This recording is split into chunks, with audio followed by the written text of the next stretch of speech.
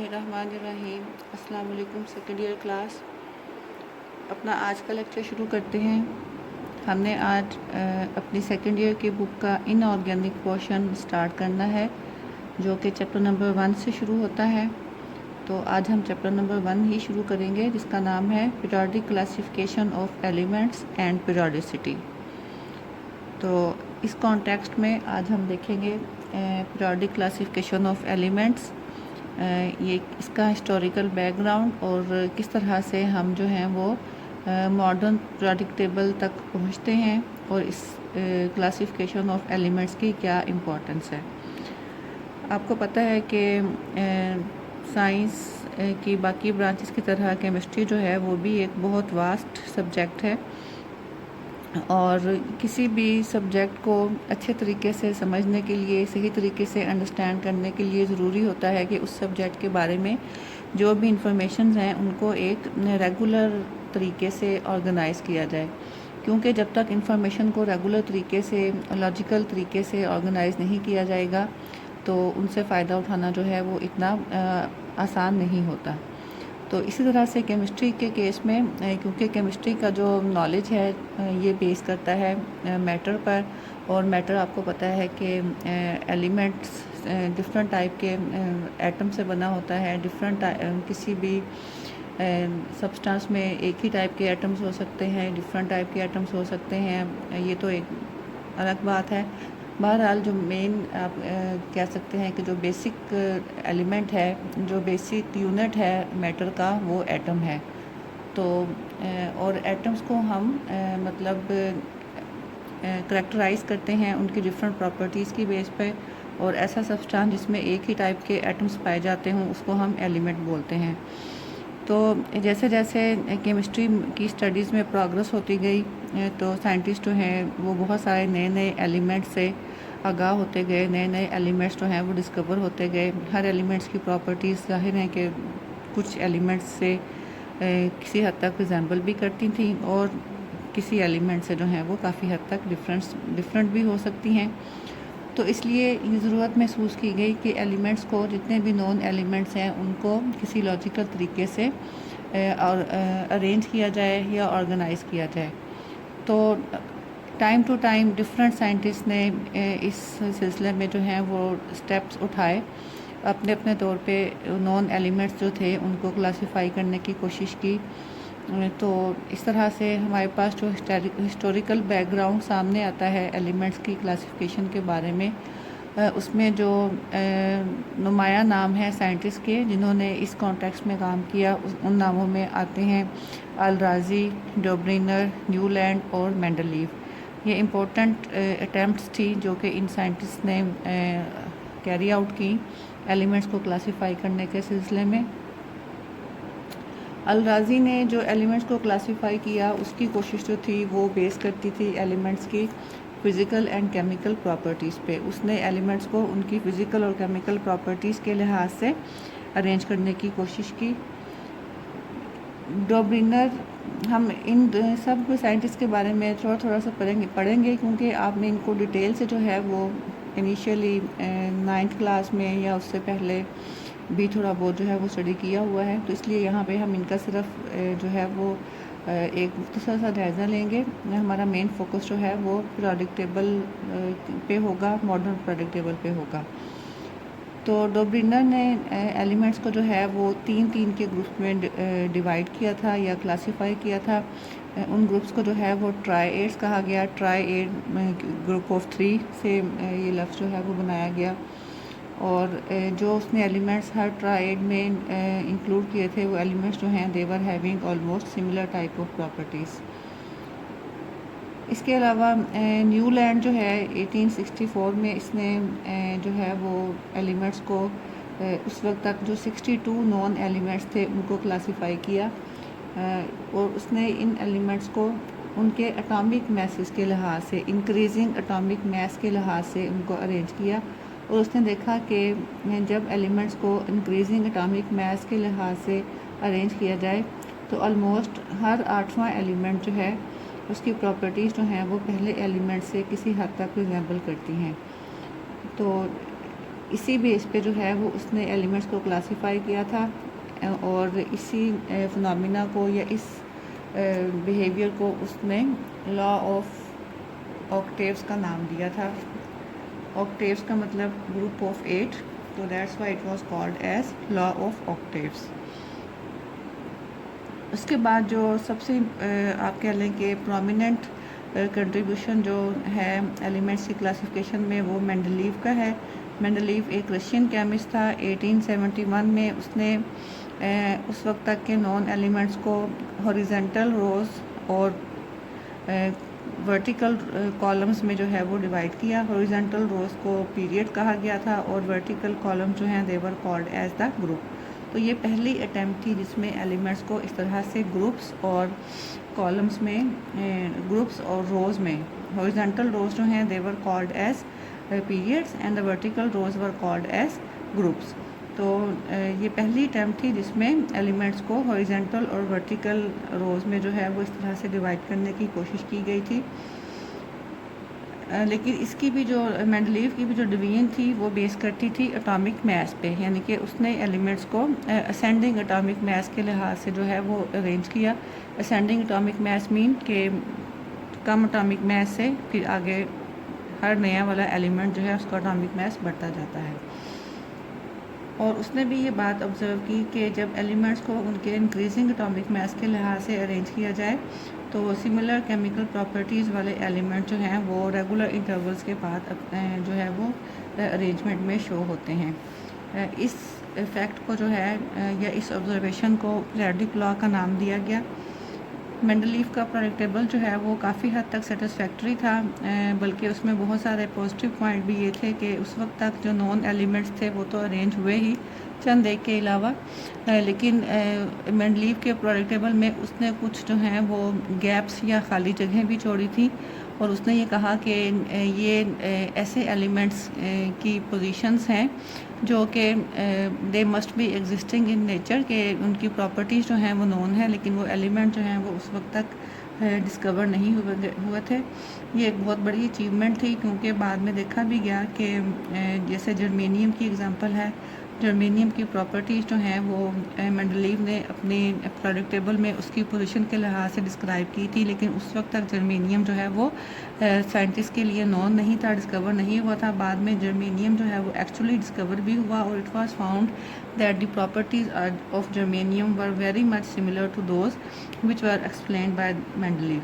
तो इस लिहाज से ये अननोन एलिमेंट्स की पोजीशन को भी एक्सप्लेन करता था मेंडलीव का पीरियोडिक टेबल। मेंडलीव के पीरियोडिक टेबल में ही फिर जो है वो मुनासिब अमेंडमेंट्स करने के बाद हमारे पास हमारा मॉडर्न पीरियोडिक टेबल सामने आता है जिसको हम आजकल यूज़ करते हैं। मॉडर्न पीरियोडिक टेबल बनाने में सबसे आप कह लें कि इसकी फॉर्मेशन में जो सबसे ज़्यादा इम्पोर्टेंट रोल है that is the discovery of modern periodic law.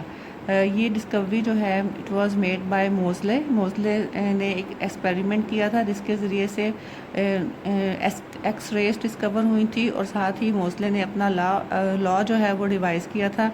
मोज़लेस law आप लोग फर्स्ट ईयर में भी डिस्कस कर चुके हैं।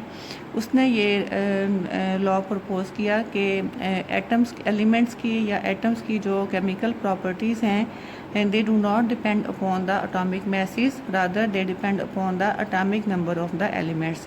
मोज़लेस लॉ से पहले तक साइंटिस्ट का ख्याल ये था कि एलिमेंट्स की केमिकल प्रॉपर्टीज़ जो हैं वो उनके एटॉमिक मास के ऊपर डिपेंड करती हैं, इसीलिए उनको क्लासीफाई करने की सारी अटैम्प्ट्स जो थी वो भी एटॉमिक मास की बेस पे ही कैरी आउट की गई थी।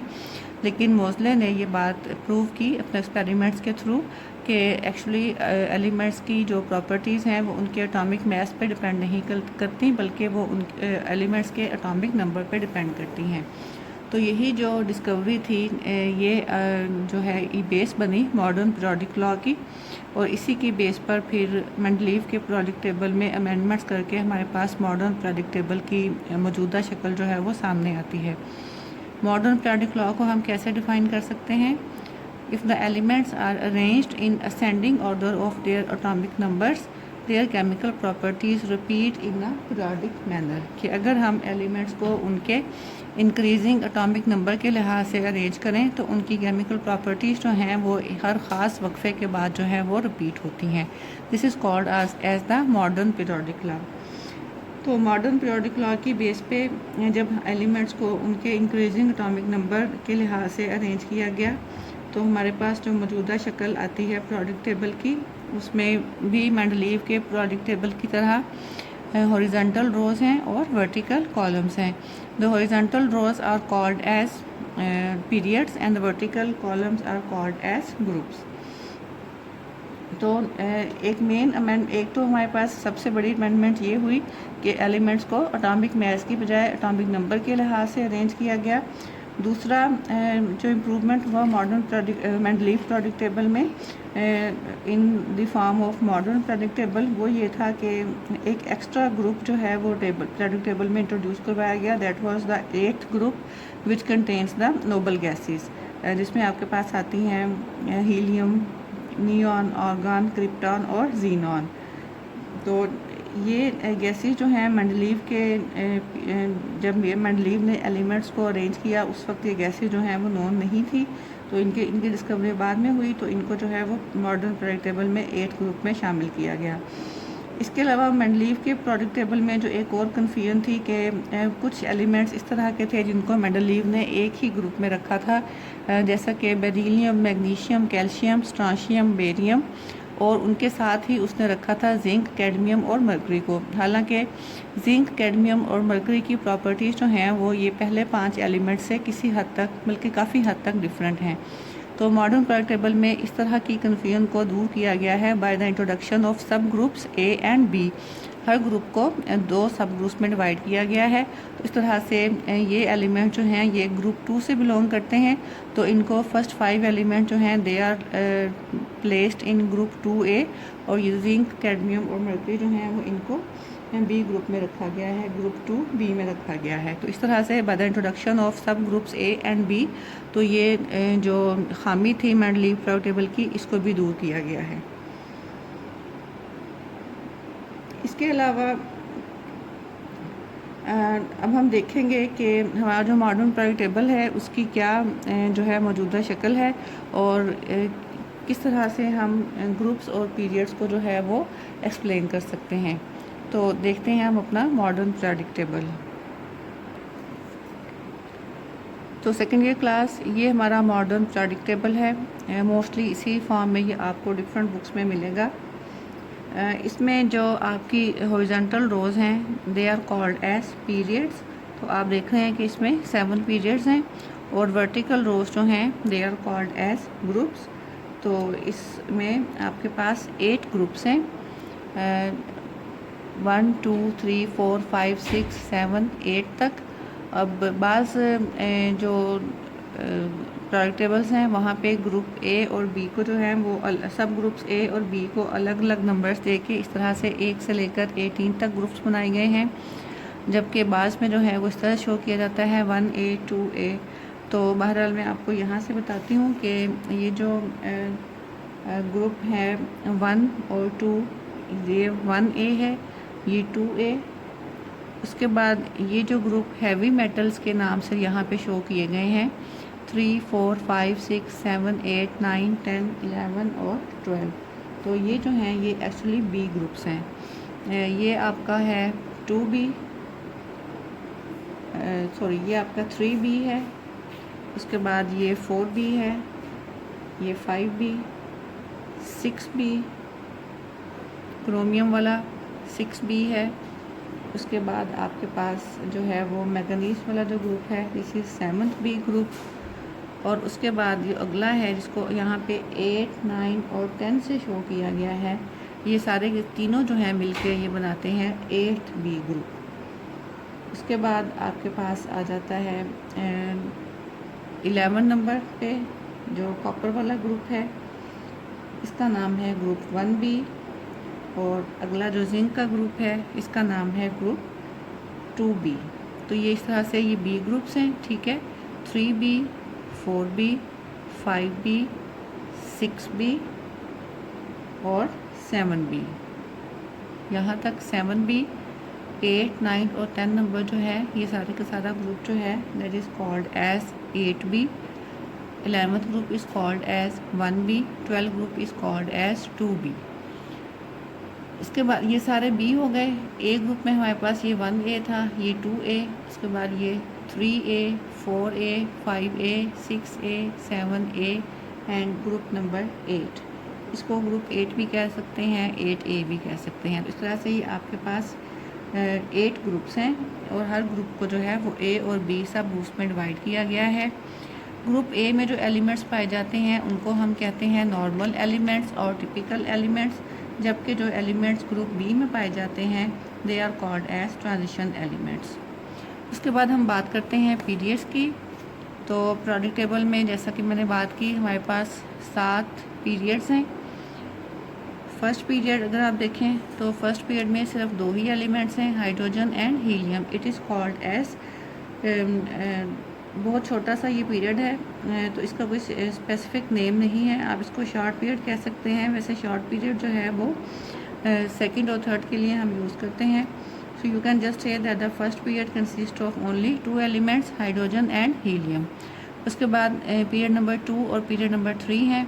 Each of them 2 and 3 period, each of them contains 8 elements. इनमें से हर एक में 8 एलिमेंट्स हैं। They are termed as short periods, इनको शॉर्ट पीरियड्स कहा जाता है।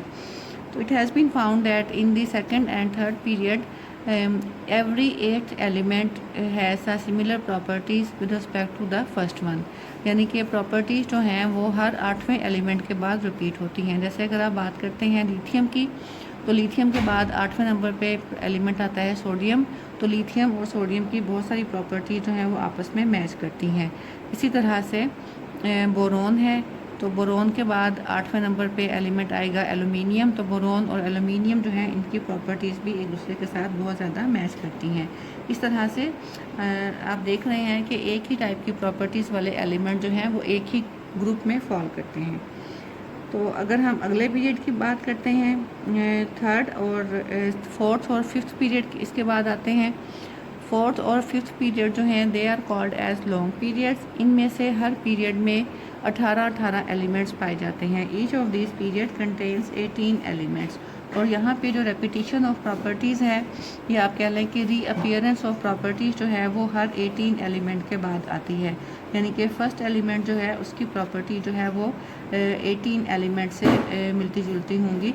जैसा कि अगर आप देखें पोटेशियम को, तो पोटेशियम की प्रॉपर्टीज़ जो हैं वो 18 एलिमेंट्स के बाद आता है रुबीडियम। तो पोटेशियम की प्रॉपर्टी जो हैं वो रुबीडियम के साथ बहुत हद तक मैच करती हैं। Period number 6 is also a long period. It consist of 32 elements. ठीक है, पीरियड नंबर 6 को भी हम लॉन्ग पीरियड कहेंगे, लेकिन इसमें एलिमेंट जो हैं वो इवन ज़्यादा हैं। They are 32 in number. इन 32 एलिमेंट्स में से 8 एलिमेंट जो हैं वो टिपिकल एलिमेंट्स हैं, 10 elements are transition elements and there is a new set of elements जो कि एटॉमिक नंबर 57 से शुरू होता है। ये देखें जहाँ पे ये स्टार बनाया गया है, एक्चुअली यहाँ से ये शुरू होता है, लेकिन इन एलिमेंट्स को आमतौर पर पीरियोडिक टेबल में नीचे एक अलग पीरियड की फॉर्म में लिखा जाता है। अगर ये पीरियड नंबर 6 का ही हिस्सा है तो ये जो एलिमेंट्स हैं from atomic number 57 to 71 14 elements ये बनते हैं। They are called as lanthanides. तो इस तरह से ग्रुप 6 के एलिमेंट्स को हम तीन तरह के आप कह लें कि कैटेगरीज में डिवाइड कर सकते हैं। 8 जो हैं वो नॉर्मल एलिमेंट्स हैं, 10 ट्रांजिशन एलिमेंट्स हैं और जो नीचे दिए गए हैं 14 elements, they are called as lanthanides. इनकी प्रॉपर्टीज़ जो हैं वो आपस में एक दूसरे के साथ, लेंथेनाइड्स की प्रॉपर्टीज़ बहुत ज़्यादा मिलती हैं और इनको इस तरह से सेपरेटली बॉटम में ही शो किया जाता है। तो 7th पीरियड जो है ये इनकम्प्लीट पीरियड है। इनकम्प्लीट इसलिए कि जो भी नए एलिमेंट्स डिस्कवर होते हैं उनको ज़ाहिर है कि 7th पीरियड में प्लेस किया जाता है, क्योंकि बाकी सारे पीरियड्स जो हैं वो फिल्ड हैं। तो 7th पीरियड्स में जो है 7th पीरियड में only there are 2 normal elements. सिर्फ 2 एलिमेंट जो हैं वो नॉर्मल एलिमेंट्स हैं, जो कि फ्रांसियम और रेडियम है, एटॉमिक नंबर 87 और 88। उसके बाद इसमें 10 जो हैं वो ट्रांजिशन एलिमेंट्स हैं। ट्रांजिशन एलिमेंट जो हैं 10 आपके वो स्टार्ट होते हैं एटॉमिक नंबर 89 से। 89 जो है वो एक्टिनियम है, ये भी ट्रांजिशन एलिमेंट में आएगा। और उसके बाद जो है आपके पास आएंगे एटॉमिक नंबर 104 एक्टिनियम। यहाँ पे जहाँ पे ये 2 स्टार शो किए हुए हैं, ये एक्चुअली प्लेस एक्टिनियम की है। इस बुक में इसको नीचे लिखा हुआ है, बास बुक्स में इसको यहीं पे लिखा जाता है, तो ये एक्चुअली एक्टिनियम की जगह है। एक्टिनियम और इससे यहाँ से स्टार्ट करके अगले 10 एलिमेंट जो हैं वो ट्रांजिशन एलिमेंट्स हैं, यानी कि 1 2 3 4 5 6 7 8 9 10 112 एटॉमिक नंबर तक जो आएंगे एलिमेंट्स, ये सब के सब ट्रांजिशन एलिमेंट्स हैं।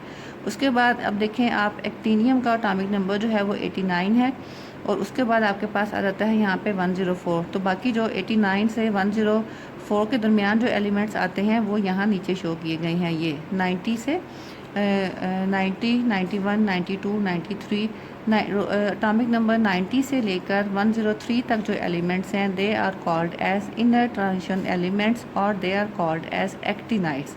इस तरह से जैसे ऊपर वाले ग्रुप में हमने बात की थी कि लेंथेनियम के बाद जो एलिमेंट्स आते हैं इस लाइन में, उनको हम बोलते हैं लेंथेनाइड्स।